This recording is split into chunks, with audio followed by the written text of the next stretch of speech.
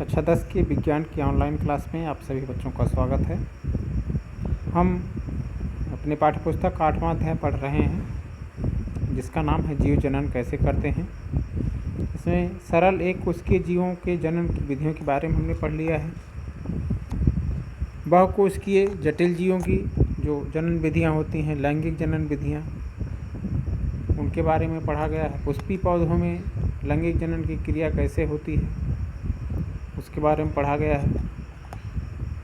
उसके बाद जो सबसे विकसित प्राणी है इस पृथ्वी का, मनुष्य, उसकी जनन क्रिया के बारे में, जननांगों की संरचना के बारे में पढ़ा गया है। आज हम कुछ ऐसे महत्वपूर्ण टॉपिक के बारे में पढ़ेंगे जो कि बहुत ही जागरूकता का विषय है, महत्वपूर्ण भी है। आज का हमारा टॉपिक है जनन स्वास्थ्य। जनन स्वास्थ्य के अंतर्गत हम मानव में जनन व जननांगों से संबंधित जो समस्याएं होती हैं उनके बारे में हम अध्ययन करते हैं। जनन क्रिया से संबंधित जो मुख्य समस्याएं हैं, उसमें जो एक समस्या मानी जाती है वो लैंगिक परिपक्वता के आधार पे लैंगिक परिपक्वता का ज्ञान होना, और दूसरा है गर्भधारण या गर्भनिरोध से संबंधित जो समस्याएं होती हैं। यह दो मुख्य समस्याएं जनन क्रिया से संबंधित मानी जाती हैं, जिनका अध्ययन हम जनन एवं स्वास्थ्य में करते हैं। मुख्य रूप से जब किशोरावस्था शुरू होती है तो किशोरावस्था में लैंगिक विकास बहुत तीव्र गति से होता है, किंतु जो लैंगिक परिपक्वता होनी चाहिए वह उस समय नहीं दिखाई देती है। लैंगिक परिपक्वता न होने के कारण अनेक समस्याएं उत्पन्न होती हैं, और यह जो समस्याएं हैं वह बाद में ज्ञान न होने के कारण काफ़ी विकराल रूप भी धारण कर लेती हैं। सभी जो किशोर या किशोरियां होते हैं उन्हें गर्भ निर्धारण का उचित समय या गर्भ निरोध की विधियों का सही ज्ञान न होना भी जनन स्वास्थ्य का ही विषय है कि जनन स्वास्थ्य से संबंधित समस्याएं होती हैं। आपको जनन स्वास्थ्य का सही से ज्ञान न होना इसमें जो है वह व्यवधान उत्पन्न करता है। इसका एक कारण है कि कम उम्र में जो होने वाली शादी ब्याह होते हैं, उसके कारण भी जो जनन स्वास्थ्य होता है उस पर प्रभाव पड़ता है। कम उम्र में ही किशोर और किशोरियाँ माता पिता बन जाते हैं। किशोरियों का कम उम्र में गर्भधारण होना, जिसके लिए वह शारीरिक रूप से और मानसिक रूप से परिपक्व नहीं होती हैं, वह अनेक समस्याओं को जन्म देता है, जिसके कारण जनन स्वास्थ्य का ज्ञान होना बहुत ही आवश्यक है। लैंगिक क्रियाओं के कारण अनेक रोग भी प्रसारित होते रहते हैं, जिनमें जीवाणुजनित जैसे गोनेरिया, सिफिलिस या प्रमुख रोग हैं जो कि लैंगिक जनन और स्वास्थ्य से संबंधित हैं या लैंगिक क्रियाओं के कारण होने वाले रोग हैं। इसके अलावा वायरस जनित रोग भी होते हैं, जैसे मस्सा, HIV, एड्स या जैसी बीमारियां हैं जो कि जनन और स्वास्थ्य का समुचित ज्ञान न होने के कारण लैंगिक क्रियाओं के द्वारा ही अधिक से अधिक प्रसारित होती रहती हैं, और हमारे जो समाज में है उनकी सुरक्षा नहीं हो पाती है। गर्भ निरोध की जो विधियां हैं उन्हें अपनाकर असमय और अनैच्छिक गर्भधारण से भी बचा जा सकता है। इसके बारे में ज्ञान होना भी जनन स्वास्थ्य से संबंधित है, तो इसलिए जनन स्वास्थ्य के बारे में समझना बहुत ही ज़रूरी है। अनेक गर्भ निरोध की विधियां हैं जिनके बारे में जानना बहुत ज़रूरी है। जनन स्वास्थ्य के बारे में मुख्य उद्देश्य यह है कि हमें जनन के द्वारा फैलने वाले रोग, मुख्य उद्देश्य जो जनन स्वास्थ्य का होता है वह यह है कि हमें जनन के द्वारा फैलने वाले रोगों व उनके निवारण का उचित ज्ञान होना तथा जनसंख्या नियंत्रण के विभिन्न विधियों के बारे में सही ज्ञान प्राप्त करना ही जनन स्वास्थ्य का प्रमुख उद्देश्य माना जाता है।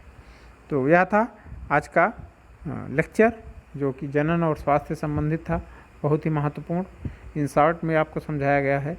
काफ़ी चीज़ें हैं जिसमें आपको समझना ज़रूरी है। यह चूँकि वर्तमान परिस्थिति के अनुसार भी आवश्यक है और इस आपके टॉपिक के अनुसार भी। इसके बाद कुछ महत्वपूर्ण चीज़ें हैं कि इस पाठ को पढ़ने के बाद हमने क्या क्या सीखा। यह भी आपकी पाठ्य पुस्तक में एक महत्वपूर्ण टॉपिक दिया गया है। इसका रिवीजन भी हमने सोचा आपको करवा दिया जाए कि हमने इस पाठ को पढ़ने के बाद क्या क्या सीखा है। इसके बाद हम रिवीजन जब करेंगे तो फिर से पूरे पाठ का हम अध्ययन जरूर करेंगे। लेकिन अभी हम इस पाठ को पढ़ने के बाद हमने क्या क्या सीखा इसके बारे में एक रिकैप कर लिया जाए थोड़ा सा। अन्य जैव प्रक्रमों के विपरीत किसी जीव के अपने अस्तित्व के लिए जनन बहुत ही आवश्यक नहीं है। दूसरे जो जैव प्रक्रम हैं उनकी अपेक्षा जो जनन का जैव प्रक्रम है वह जीव के लिए उतना आवश्यक नहीं है। यह अन्य विधियों द्वारा भी संभव होता है। जनन में एक कोशिका द्वारा डीएनए प्रतिकृति का निर्माण होता है तथा इसके अतिरिक्त जो कोशिकीय संगठन है उसका भी इन्हीं में जो सूचनाएं संचित होती हैं उसके आधार पर संगठन का सृजन होता है। विभिन्न जीवों द्वारा अपनाए जाने वाले जनन की प्रणाली उनके शारीरिक अभिकल्प पर निर्भर करती है। वह सरल अभिकल्प वाले जीव हैं या जटिल अभिकल्प वाले जीव हैं, उनके जनन की जो प्रणाली है वह इस पर निर्भर करती है। खंडन विधि में जीवाणु एवं प्रोटोजोआ की कोशिका विभाजित होकर दो या दो से अधिक संतत कोशिकाओं का निर्माण करती है। यह खंडन विधि द्वारा जनन की क्रिया होती है।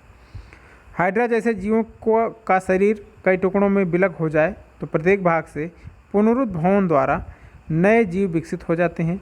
इनमें से कुछ मुकुल भी उभर कर नए जीव में विकास कर लेते हैं। तो हाइड्रा में कई तरह के जनन की विधियाँ पाई जाती हैं, पुनरुद्भवन या मुकुलन।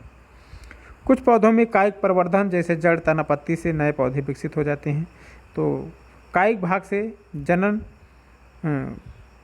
होना या कायिक प्रवर्धन या कायिक जनन कहलाता है। कुछ जो ऊपर उदाहरण दिए गए हैं ये सारे या अलैंगिक जनन के उदाहरण हैं जिसमें संतत उत्पत्ति एकल जीव द्वारा होती है। लैंगिक जनन हेतु हमेशा दो जीव भाग लेते हैं और डीएनए जो प्रतिकृति होती है उसकी तकनीक होती है, उससे विभिन्नता उत्पन्न होती है जो कि स्पीशीज के अस्तित्व के लिए बहुत ही लाभप्रद होता है। और लैंगिक जनन के द्वारा बहुत अधिक विभिन्नताएं उत्पन्न होती हैं जिनसे नई नई जातियों की उत्पत्ति होती है और विकास होता है। यह जो पौधे हैं अगर उनमें हम देखें, हमारा अगला पॉइंट है, पुष्पी पौधों में जो जनन का प्रक्रम होता है वह परागण परागकोश से स्त्री केसर के वार्तिका कर पर स्थानांतरित होते हैं जिसे परागण कहते हैं। और इसका अनुकरण करते हुए निषेचन की प्रक्रिया होती है और पुष्पी पादपों का जनन का जो प्रक्रम है वह पूरा होता है। यौनारंभ में शरीर में अनेक परिवर्तन उत्पन्न होते हैं, मानव के जनन में आपने पढ़ा। और इसके बाद तमाम लैंगिक परिपक्वता के चिन्ह परिलक्षित होने लगते हैं। मानव में नर जनन तंत्र में महत्वपूर्ण है, ध्यान देंगे, वृषण, शुक्राणु वाहिनी, शुक्राशय, प्रोस्टेट ग्रंथि इत्यादि जो है महत्वपूर्ण भाग होते हैं। और वृषण जो है वह शुक्राणु उत्पन्न करते हैं। मानव के मादा जनन में जनन तंत्र में अंडाशय, डिंबवाहिनी, गर्भाशय इत्यादि जो है वह महत्वपूर्ण अंग माने जाते हैं और यह इसमें अंडों की उत्पत्ति होती है। मानव में लैंगिक जनन की प्रक्रिया में जो शुक्राणु होते हैं वह अंडाणुओं से संयोग करके निषेचन की प्रक्रिया को पूर्ण करते हैं और यह प्रक्रिया जो निषेचन की होती है वह डिंबवाहिनी में होती है जिसे हम फैलोपियन ट्यूब के नाम से भी जानते हैं। तो मानव में जनन की क्रिया कहाँ होती है? फैलोपियन ट्यूब में। गर्भ निरोधक युक्तियों को अपनाकर अनैच्छिक असामयिक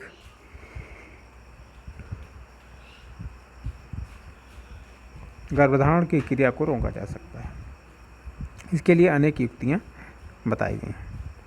तो यह था आज का लेक्चर जनन स्वास्थ्य से संबंधित और पूरे पाठ के रिवीजन से संबंधित। आशा करता हूँ बेहतर तरीके से समझ में आया होगा। आपको इससे संबंधित PDF फाइल भी दी जाएगी, उसका भी आप अध्ययन करें और बेहतर तरीके से पढ़ें।